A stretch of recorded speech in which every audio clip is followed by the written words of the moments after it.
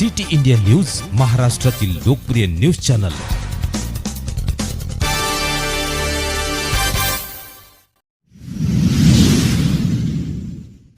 जिल्हाधिकारी यांच्या उपस्थितीत रूट मार्च व मॉब डिस्पोजल।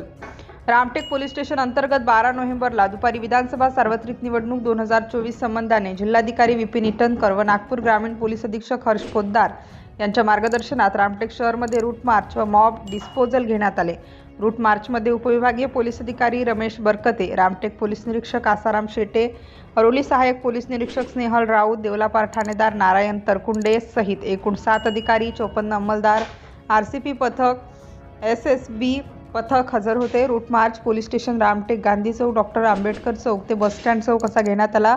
रूट मार्चमध्ये विधानसभा निवडणूक संबंधाने कुठेही कायदा व सुव्यवस्थेचा प्रश्न निर्माण होणार नाही, तसेच आचारसंहितेचे उल्लंघन होणार नाही याबाबत सूचना नागपूर जिल्हाधिकारी विपिन ईटनकर यांनी दिल्या।